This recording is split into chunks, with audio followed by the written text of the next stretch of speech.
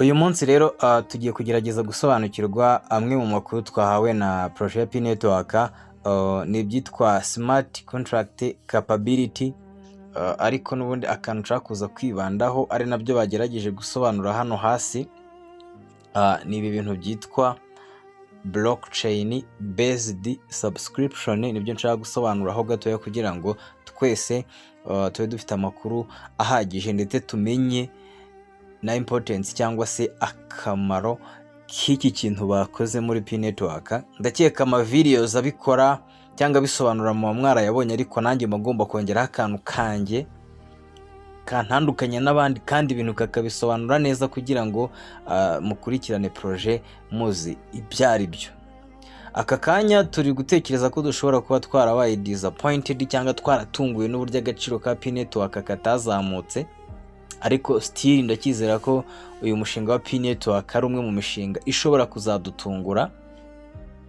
Wenda ngiye maze igihe kitari kinini cyane ariko kitari na gito muri cryptocurrency. Hari projet nyinshi zagiye zintungura, nk'izitwa za Solana, izitwa za TRX Tron n'izindi zikazamuka mu gaciro ntari mbyiteze, ntarigeze mbipanga. So ubwo rero duhereye kuri iki kintu bita ngo blockchain based subscription, turaza gukoresha iyi ngero cyangwa urugero kugira ngo tubyumve neza cyane. No kuvuga ngo ahangaha no kwishyura ibyo wari usanzwe wishyura mu buzima busanzwe. Urugero nk'abantu bakunda kureba filime, kuri ubu ugiye kwishyura Netflix, abantu bakunda kwishyura umuriro w'amashanyarazi, kuri ubu ugiye kwishyura buri kwezi, abantu bakunda kwishyura amazi, kuri ubu ugiye kuyishyura buri kwezi. No kuvuga ngo reka dufate urugero rworoshye rwo mu Rwanda, ariko ubwo tuhita dufata n'urundi ruri en general. Reka duhere ku rugero wenda rw'umuntu wishyura amazi, amazi asanzwe yanga dufite mu rugo, wenda ku kwezi yishyura 10,000. Urumva ibyo 10,000 bigomba kuba biri kuri company ya MTN, bigomba kuba biri kuri MTN, ngira ngo muri kubyumva. Hanyuma ugiye kubivana kuri MTN wishyura abandi bantu ukoreshe wohereza kuri MTN cyangwa kuri banke. Sinzi niba muri kubyumva neza. No kuvuga ngo abantu baraza kugenderamo fees nyinshi. Hari wowe ugiye kwishyura, hari bank isanzwe kubikiye amafaranga cyangwa mobile money isanzwe kubikiye amafaranga, hari n'abandi bantu ugiye kuyohereza. Urumva harimo ibice bitatu. Byanze bikunze abantu baraza kugenderamo icyitwa fees cyangwa amafaranga yo kugukata. Sinzi nimba muri kubyumva neza.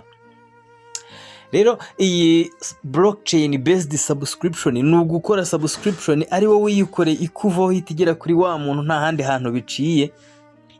Ibyo ngibyo bizagabanya icyo bita fees. Urugero, nimba mu kwishyura amazi wenda wishyura 10,000, mu kohereza bagagukata 300 cyangwa 500, ahangaha kuri blockchain bazajya bagukata nk'igiceri cya 50 cyangwa igiceri cy'10.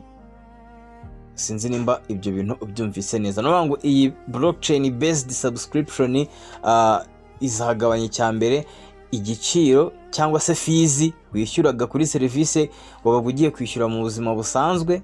Ubwo abantu bagura imiziki kuri Spotify muhita mubyumva, abantu mugura filime za Netflix, abantu mugura filime za Baroki Kimomo, ibyo bintu by'ama subscription muhita mubyumva cyane. Ni kuri nyine wishyura nk'amafaranga runaka mu minsi runaka kugira ngo nyine ujye wa accessinga cyangwa ujye ubasha kugera kuri iyo service uyihabwe.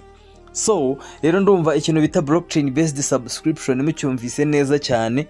Ubwo rero tugiye kugenda tumanuke dusesengureho utundi tuntu dukeya, ngenda mbahuriza imibare myinshi kugira ngo murusheho kubisobanukirwa.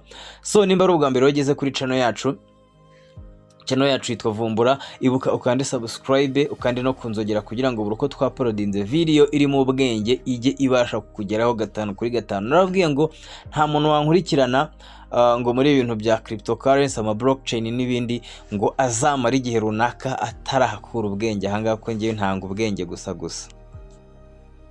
Okay, no kuvuga ngo mu magambo make wenda reka tubivugeho. Ikintu kizabaho numara kumva iyi system neza ndetse yatangiye gukora, kugira ngo mwabibonye ko twatangiye ibyitwa testnet y'iyi system ya blockchain based subscription. Nuvuga ngo ikintu cya mbere uzajya ubanza gukora no kubanza gukora icyitwa sign up. Uzajya ubanza wiyandikishe kuri programme wifuza gukoraho subscription. Hanyuma nuzajya ugera kuri iyo program uzajya usangamo payment method, cyangwa subscription. Numara gukanda kuri subscription bakwereke payment method, ubwo uzajya usangamo Pi Network, nurangiza ukandeho. Hanyuma numara gukandaho ako kanya mu gihe runaka cyagenwe n'urwo rubuga uzajya ubona ijambo bita active. Bazajya bakubwira ko subscription yawe iri active mu gihe runaka, ndetse wenda bazajya bashyiraho n'utundi tuntu tugendanye n'uburyo wenda udakeneye gukomeza gukora subscription kuri urwo rubuga runaka, nimba ari Spotify, Netflix cyangwa se n'ahandi. Ubwizo mvuze n'izo hanze, abatabyumva neza cyane mwihangana, ariko nuko bimeze. Hanyuma iyo subscription yawe izajya iba keeped cyangwa izajya irindwa ndetse ihabwa umutekano n'iyi system Pi Network iri kuzana, yubakiye ku kintu bita Soloboni. Hango hari programme cyangwa ikindi gisystem bazashyiramo cyitwa Soloboni, kizajya kibasha guhuza kwishyura, gukipinga, mbese kwishyura no mu buryo bwa automatique cyangwa mu buryo bwikoze bitabaye ngombwa ko umuntu abikoraho, ndetse no gucunga cyangwa kurindira ko ya minsi irangira indi subscription ikikora automatically. Icyo gice bita Soloboni nicyo kizajya kibidufashamo, cyangwa se iyo programu bita Soloboni. Okay, kuri kino gice bita Soloboni nababwiye ko ari igice kizajya kibasha, n'igice kigizwe n'amakode azajya abasha guhuza biriya bintu byose nababwiye, ndetse no kubimanaginga mu buryo bwa automatique cyangwa mu buryo bwikoze, nta wundi muntu uje kubigenzura cyangwa kubikoraho. Ibyo ngibyo nabibasobanuriye neza cyane. Hango tuba dufite kode za Soloboni, umuntu aze atange instruction cyangwa se amabwiriza, ubundi kode zikora akazi kazo, hanyuma ikintu kiyishyure, hanyuma kibe na keeped cyangwa se kibashe kurindwa mu gihe runaka. Niba wavuze ngo subscription yanjye izamara iminsi 30, ibyo bikorwe automatically, nta muntu n'umwe ubigizemo uruhare. Sinzi nimba muri kubyumva. So okay, rero ndagira ngo nabahaye sample cyangwa nabahaye introduction y'uburyo iyi blockchain based subscription izaba imeze. So icyo kuri abantu bakunda gusoma, icyo ngira ngo mbereke, ndagira ngo mbereke aho mushobora gusanga notes cyangwa se ibisobanuro by'uko iyi programu izakorwa na babantu b'abashakashatsi cyangwa babantu baba ari abavumbuzi. Namwe mushobora kuza mugasoma iriya document bashyize kuri GitHub, hanyuma mukaza kugera ku bisubizo birushijeho ku byo mbahaye, cyangwa se ku bisobanuro birushije ibyo mbahaye. Iyo ukeneye rero kugera ahantu, unyura hano kuri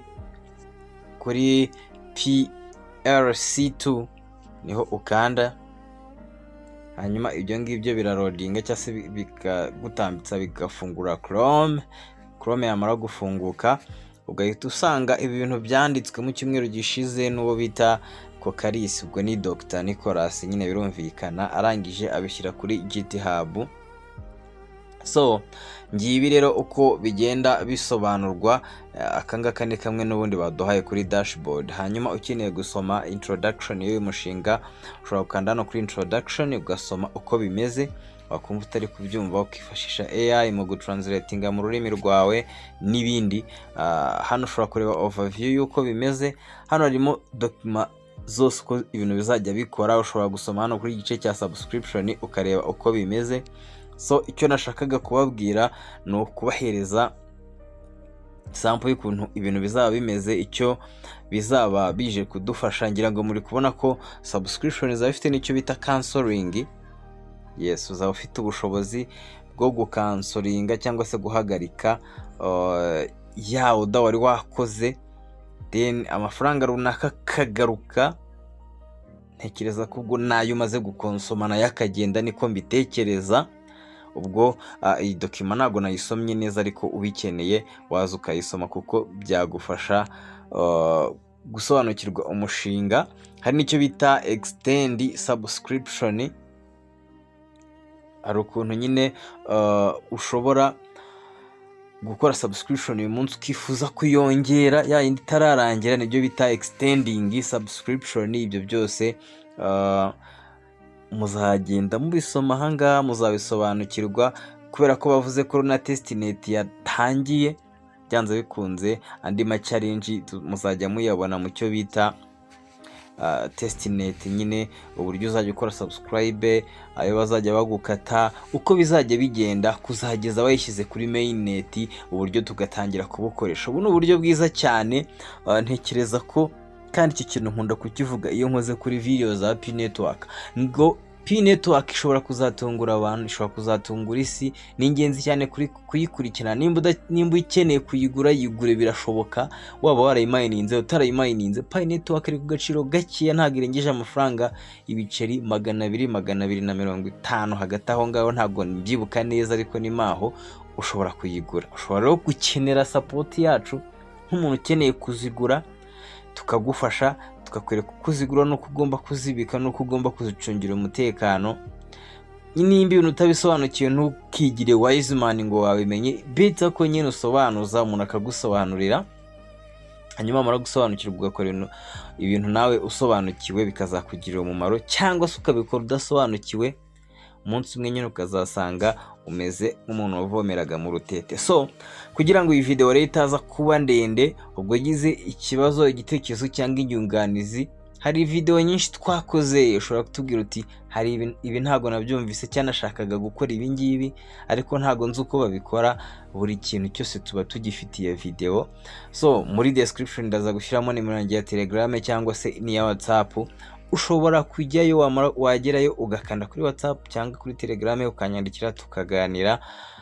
Kuganira n'ubuntu. Murakoze cyane rero, ubwo naho mu ma videos y'ubutaha hano tuganira cyangwa se tugasesengura ku makuru agendanye na cryptocurrency. Murakoze cyane rero, ciao ciao.